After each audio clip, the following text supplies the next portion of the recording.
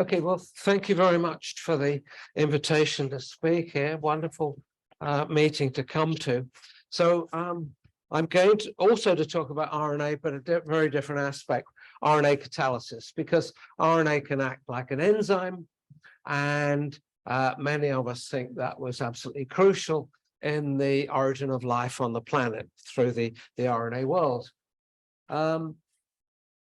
Now, all the ribozymes that we know, with one exception, catalyze phosphotransfer reactions.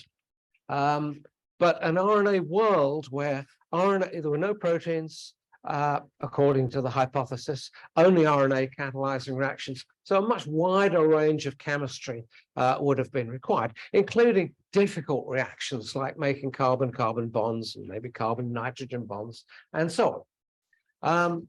So could RNA, let's just ask the question, how wide is that range of chemistry? Could one have a much broader range of chemistry catalyzed by RNA? And indeed, do any of these ribozymes exist undiscovered to date in the contemporary biology? So that's what I'm going to ask, and I'm going to talk about a particular ribozyme that does a reaction other than phosphotransfer. But let me first just spend a couple of minutes talking about what we've learned from studying the ribozymes that we know exist in nature, phosphotransfer reactions. How do those work? So phosphotransfer reactions are basically, I'm talking about transesterification reactions, or if R1 up here is a proton, then hydrolysis reactions. And there are two broad ways to do this we see in biology, and this is true of the protein world, protein enzymes, and it's true of the ribozymes too. You can either use metal ions as metalloenzymes to activate nucleophiles, stabilize transition states, and so on, or you can use general acid-base catalysis, whereby a base removes a proton from a hydroxyl nucleophile, making it orders of magnitude better as a nucleophile, and you use a general acid to protonate a leaving group to make it a better leaving group.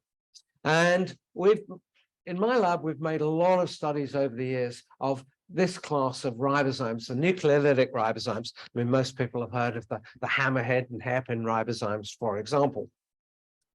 And this is one example, though. This is a ribozyme that we solved the structure of, or Liu Jing, former postdoc, solved the structure of 7 or 8 years ago. This is called the twister ribosome. So it does exactly what I just said. You have a general base to remove this proton from the 2' hydroxyl nucleophile, general acid to protonate the 5' oxyanion leaving group. And there you see the active center. There are two other features important. Firstly, it gets the trajectory correct, so the 2' hydroxyl, the phosphorus, and the 5' oxyanion leaving group are all aligned that you require. Secondly, you stabilize the phosphorane transition state. This O2 is forming a hydrogen bond here to stabilize that. But then the key points are the general acid-base catalysis. So the same G is using its N1 to remove the proton from the nucleophile, and the adjacent adenine is using, unusually, the very acidic N3 here to stabilize the leaving group. Okay, so now what I want to ask sorry, getting ahead of myself. It's interesting, if you look down the range of known ribozymes, and we've studied structures and mechanisms of many of these, of the nucleolytic ribozymes, they actually use every feature available to the RNA to participate from ribozyme to ribozyme. But RNA is very limited. I mean, compared to the 20 different amino acids of very different chemistries that you get in proteins, you've just got 4 rather similar nucleobases. You've got a 2' hydroxyl.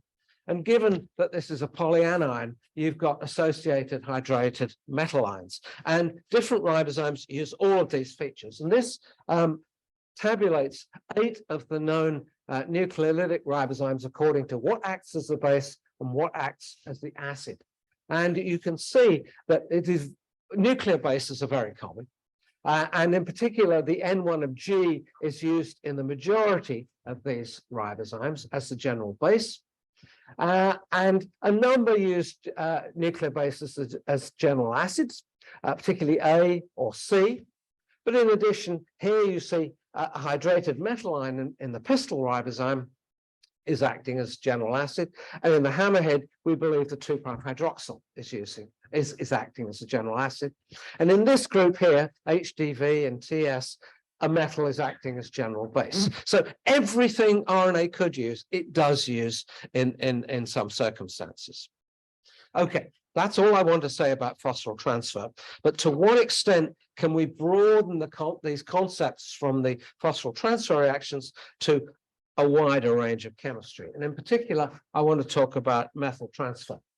And this work is a collaboration with my former postdoc, Huang Lin, who is now in Zhongshan Dashi in Guangzhou, and involves a methyl transferase ribozyme. Now, as we go, these kind of ribozymes may well exist in nature, but we haven't found them yet. I don't know how hard really people have been looking. But what you can do is to use in vitro test tube selection to make RNAs that will catalyze reactions. And one such was isolated in Claudia Herbartner's lab in Germany. And this is MTR1. So it's a small piece of RNA which takes a substrate, which I'll show you in a minute, and it methylates this target adenine here. And where it obtains that methyl group is N6, O6 methyl guanine. Okay, and it transfers that methyl group from the O6 to the N1 of the target adenine to make N1 methyl adenine, and of course leave just isolated guanine. And because there's a positive charge on this target adenine, this little piece of RNA here, which we radioactively label, is retarded by gel electrophoresis, so you can separate unmethylated and methylated, and by that means you can follow the progress of the reaction. Okay, so you can measure the rates and so on. So that shows the reaction proceeding in the test tube. And so we decided to crystallize this. And when I say we, this was really done in Huang Lin's lab. And this is his student, Dundee, who actually did this project. And so it turns out, we got the structure to 2.3 angstroms. Turns out what is in the crystal is not the starting materials, but rather the product. The reaction has gone to completion in the crystal. So what we have is bound exogenous guanine, and we have N1 methyl adenine in the target RNA. And this is the structure, overall structure of the RNA. Now, the seed sequence that was used in the selection in the Herbartner lab is a kind of three-way junction, colored in the way that I shall use throughout. And so no surprise that this RNA is a three-way junction. So we've got helices here, P1, P2, P3. And equally unsurprisingly, this is the core of the junction. That is where the action happens. And there you have 4 planes of base interactions. You have 2 conventional cis Watson-Crick GC pairs here. At the top, you have a somewhat loosely associated triple interaction between 3 adenines, single hydrogen bonds connecting them. And in the third plane here, you have the key, this is really the active center of the ribosome, because there you have the guanine product. It would be O6 methyl guanine in the starting state. And there in pink is the target adenine. That's where the reaction is going to occur, the methyl transfer. And that is completely planar, but that guanine is held by a cytosine here and a uracil here. So that's the active center. And this is now looking down on the active center. So there's the target adenine, there's the exogenous guanine, well, would be O6-methyl guanine at the start. And that is held with 3 hydrogen bonds on its sugar edge to this uracil here, 3 hydrogen bonds in principle on its Watson-Crick edge to this cytosine here, and there's a single hydrogen bond to N6 of the target adenine. Now, that's the 2FO minus FC map with the this model as an adenine. But if you look at the FO minus FC, you see there's a peak of unassigned density here. If we remodel that as 1-methyl adenine, you see it fits perfectly. So that's our evidence that in the crystal, the reaction has gone to completion. We have a product there. Okay, now I have to confess, I'm a chemist. I want to know how this works. I want to get under the hood of this and what is the chemical mechanism? What confers the reaction acceleration? And 2 points come out of this that I would have guessed at the outset. They're fairly obvious. Firstly, of course, is that the guanine here, or the O6-methyl guanine at the outset, is held by 3 hydrogen bonds, 3 more hydrogen bonds, and 1 more. So 7 hydrogen bonds. Plus, remember those planes of base interactions. It's stacked top and bottom. That's really well held in there. So you pay for the entropy of tying that up in the ground state. And so the local concentration, thinking about it a different way, of this reactant is greatly elevated. Okay, so that I would have guessed. I mean, that's pretty obvious, right? Second point, though, is that the reaction involves the lone pair of oxygen in this sp2 molecular orbital on the nitrogen, so trigonal geometry there. That orbital needs to overlap with the sigma star orbital of the CO bond. So you want a 120-degree angle here, and what you actually measure is 118. So it's really close to perfect orientation. So everything is set up to react. It's held there and it's oriented correctly for reaction. Okay, but there's more. Okay, so we decided to look at this environment, and clearly you are bound to the uracil here and the cytosine here. So Tim Wilson looked at some mutants. The obvious ones were to switch the U to a C, and then in a separate experiment, switch the C to a U. And when he switched the U to C, you can still see product, and you can still observe progress of the reaction, but it's about 30-fold slower than the unmodified ribosome. However, when Tim switched C to G, you see no reaction detectable at all, and we've done it for a really long time. So I mean, 6-7 days. I mean, you throw away your stopwatch and use a calendar for these experiments. So, and you can see there's no reaction product whatsoever. So that cytosine is clearly really, really important. Okay, now let's think about the reaction a little bit more then. So we're going to transfer this methyl group here to this target nitrogen here. This is a little bit like a enol-keto reaction. So in transferring the methyl across, you restore the double bond here, you therefore restore a single bond here, and you put the negative charge on the nitrogen. And of course, what you want to do then is to protonate that to restore the guanine. So you would like to have a general acid to do that.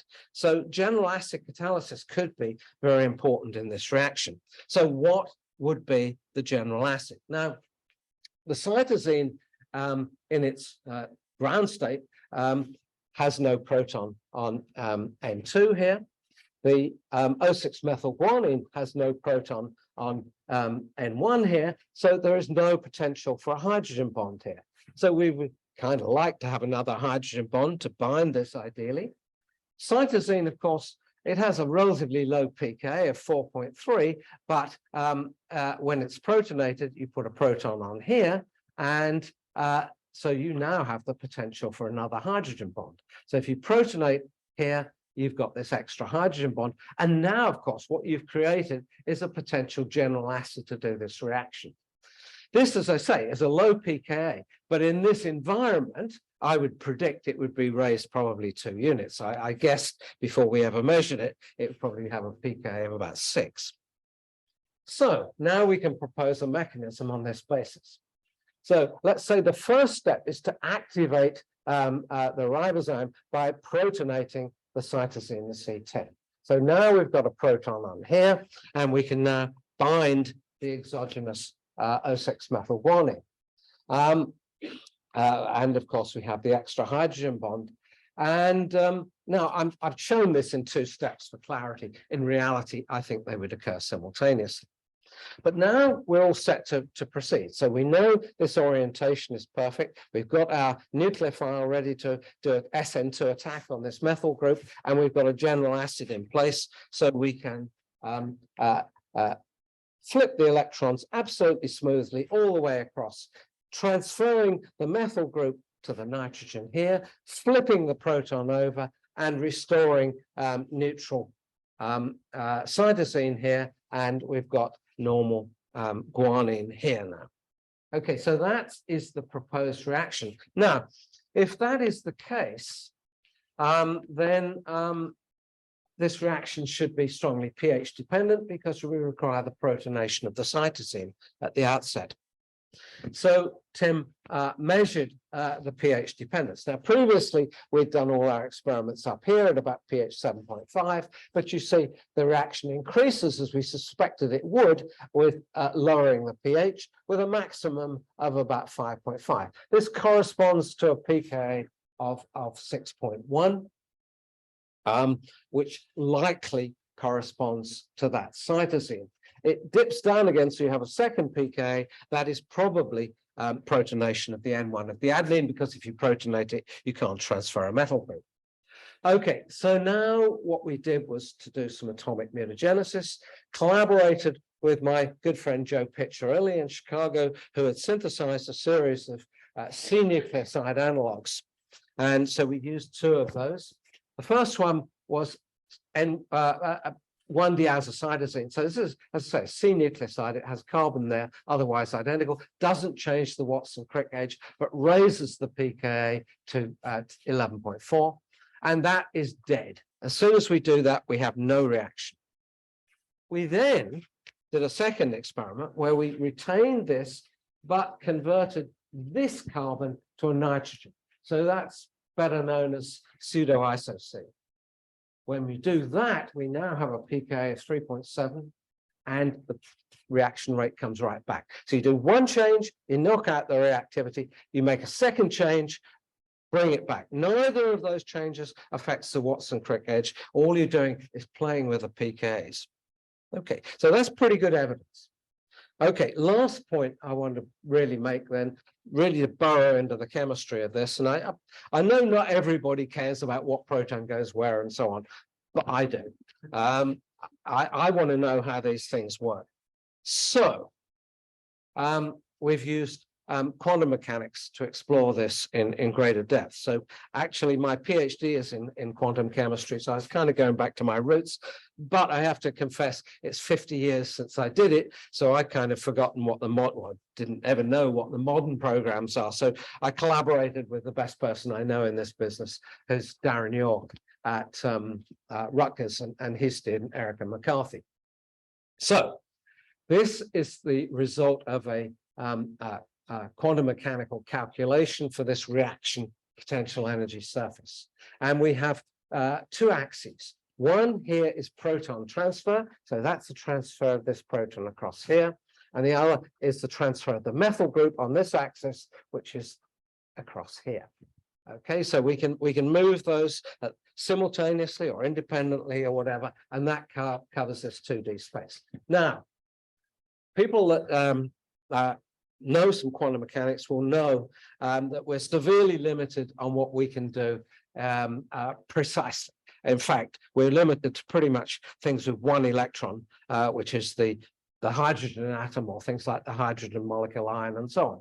So When we have multiple electrons, they start to talk to each other, you have correlations, and they get computationally extremely expensive. So to begin this, we start making some empirical assumptions and simplify the problem computationally. And that's what you have here. So the complete two-dimensional surface is done with these semi-empirical methods. And what you clearly see, I should say, the third dimension, which is shown as color here, but think of it as looking down on a mountain range, is energy.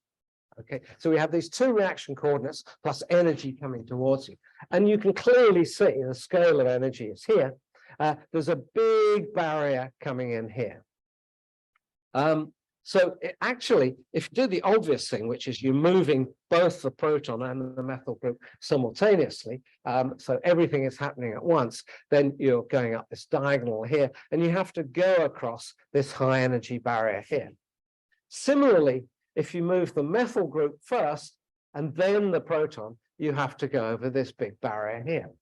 However, if you move the proton first and then the methyl group, the barrier is much lower all the way. So that sounds like the way you would go. Okay, but as I say, that's a low-level calculation. Having done that, we went to the full ab initio calculation using density functional theory, and so that's why there's less of this here. But you see, it broadly has the same features. Do the proton transfer first, and then do the methyl transfer, and you greatly reduce the energy barriers. In fact, you can see that here. So you have two transition states. The first transition state is moving the proton. That's a relatively small one. And then you have a bigger transition state for moving the methyl group. So there's the methyl group moving there.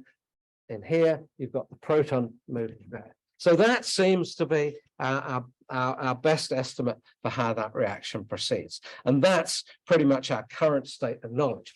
What is surprising to me is just how sophisticated a little chemical engine MTR1 is. It was made by 11 rounds of selection in the test tube. It's the first case I know of, mind you, there haven't been that many mechanistic studies on selected ribozymes, but I've never seen a selected ribozyme that clearly has evidence for general acid or base catalysis. So this is a remarkably sophisticated little ribosome. But it just shows, it's proof of principle that RNA can do this kind of thing, and therefore it increases the plausibility of the RNA world hypothesis. Now, I should say this has become a very hot area of late. Several groups have been studying methyltransferase ribozymes. The Claudia, who's isolated this first, had a paper that was back-to-back with ours. She also solved the structure and came to very similar mechanistic conclusions. My former co-worker, Alastair Murchie, who's at Fudan University now, well, actually, he's in Cambridge because he's stuck here because of the pandemic. I had dinner with him last night, but his lab is in Fudan, Dasher. And he selected an RNA that uses SAM, you know, the more conventional methyl donor, and solved the crystal structure of that. And Joe Piccirilli has recently isolated a self-alkylating ribozyme and solved its structure. So this is a super hot area. So in the last 2 minutes, I just wanted to say, okay, I think this establishes clear proof of principle that RNA can do much more than just phosphotransfer, can do more than phosphotransfer. But how do you go beyond this? And my current thinking is that if you RNA is clearly very limited in the range of chemical functionality it has. How do you increase that? You could say the same of proteins. I mean, proteins, there's lots of things proteins can't do. Proteins can't do redox reactions. What they do is to bind a small molecule to add chemical functionality, bolt-on tools, if you like. They're called coenzymes. So RNA potentially could do the same. But if you look, you know, proteins use things like NAD to do redox reactions, or cobalamin. SAM is a methyl donor. FAD is another redox active coenzyme. Many of these coenzymes, there are riboswitches for. Okay, here's just some examples, but these are RNA molecules that are designed to bind with phenomenal specificity a specific ligand. Riboswitches do this in order to control gene expression. But hey, you know, you're 9/10 of the way towards a ribozyme here. So this is now a way of thinking. Could these have evolved from RNA world ribozymes, or could you back evolve these now in the laboratory to turn them into ribozymes using selection? And that is what we now intend to do. I don't have time to say any more about that, but if you want to read this, we've explored all these ideas in a recent review, Tim Wilson and I. So it's in Wires RNA. So if you're interested in that, that's the place to go and look. So in summary, the phosphorus oxygen bond chemistry either operates by two metal ion mechanisms or general acid base. In many cases, we have a pretty good understanding. In some cases, not so much. But in broad terms, that's a sort of solved problem. We know how that works. Carbon-nitrogen bond chemistry, well, the new ribozymes catalyze methyl and alkyl transfer, and it turns out quite sophisticated mechanisms are possible there. Of course, there's a precedent for that in the real world, because people forget, but ribozymes carry out some of the most important reactions in the cell. The ribosome is a ribozyme, and that's making a carbon-nitrogen bond. So we already knew nature could do this. And then going beyond that, then I think the way is using coenzymes to increase the catalytic repertoire of RNA. So that's where I'm going to stop. I want to thank the people involved in this. Tim Wilson's been with me for about 25 years. Every day we go and have coffee in the morning and talk about ribozymes and RNA catalysis for an hour. So it's been a fabulous collaboration for a long, long time. Liu Jing solved a number of ribozyme structures in my lab, and then Huang Lin was a postdoc in my lab for 10 years. Now in Guangzhou, Zhongshan Daxue, Sun Yat-sen, and his student Dang Jie. So they solved the structure of the MTR1 ribosome. And then we have this wonderful collaboration of Joe Piccirilli, who's the best organic chemist I know, working on nucleic acids, and Darren York, who's the best quantum mechanic I know, working on nucleic acids. And I should acknowledge that all this work over a long time was funded by Cancer Research UK. I was funded by them for 30 continuous years as a group. Unfortunately, in the pandemic, CR UK lost just huge amounts of money. And unfortunately, our renewal came up in 2020. And I don't know, I'm not sure they funded anybody that year, but we lost our funding. However, I'm pleased to say that EPSRC have just given us a grant to continue our RNA work. So we're not quite dead yet, but we shall continue. And in fact, in many ways, intellectually, I have to say EPSRC is my more natural home, being a chemist. So thank you for your attention. Thank you.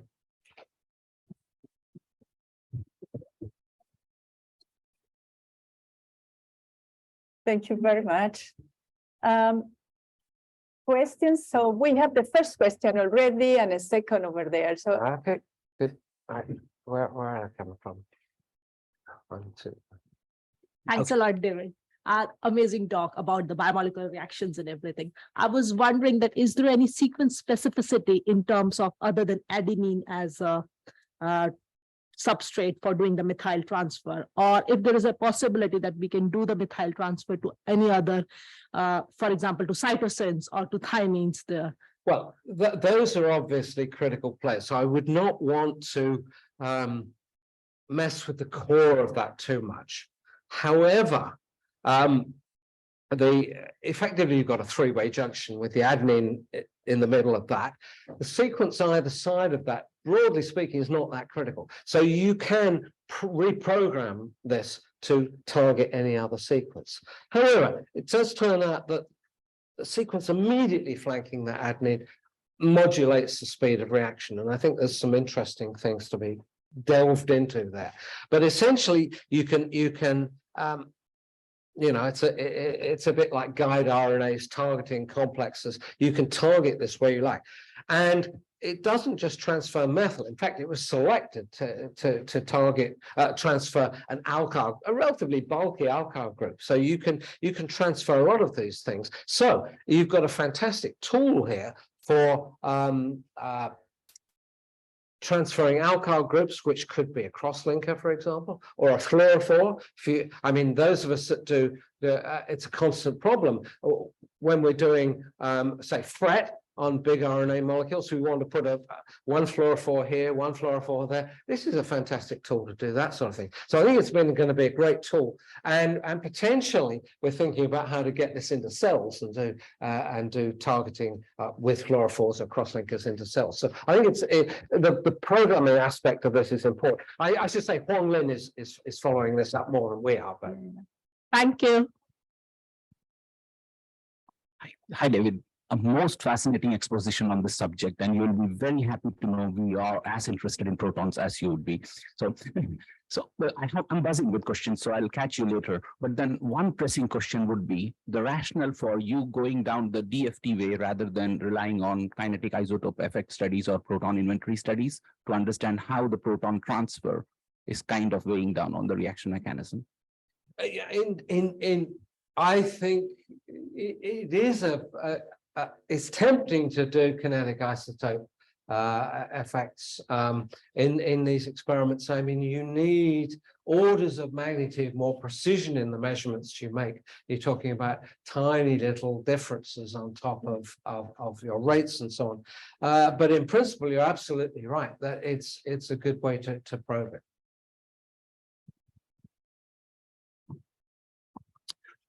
Thank you. I too share the view that once you've found all the protons, you've solved everything.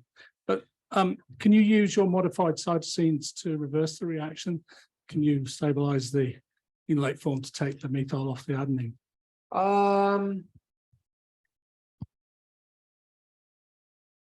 That's an interesting point. I mean, the original selection was done for transferring a group that included biotin, and there was no selection done for the reverse reaction. So there's no evidence that our ribozyme will go backwards. But yes, that's an interesting thought. How could you actually bias it to go in the other direction? And potentially altering the pKa of the cytosine would do that. It's a good thought. I hadn't thought of that, so thank you for the suggestion. Because we have these It's a long walk. Hi, David. Very nice talk. And my question will be about the reaction conditions of the methyl transferases, because at least for the phosphotransferases, they are quite infamous for being run at a very high concentration of metallic ions, because that's the the reaction is dependent on that, and that kind of harness their utility for example, for molecular programming. I was wondering, about methyl transferases, like. So I mean, the selection was done at a relatively high magnesium concentration, but obviously RNA being a polyanion, you always need metal ions to stabilize the structure. But there's absolutely no evidence, I think, for participation of metal ions in this reaction, and no obvious reason why there should be. I mean, I can't really see why a metal ion would play a role. So I think it's there to stabilize the structure, and for that reason, we haven't really played about with metal ion conditions a great deal. Thank you.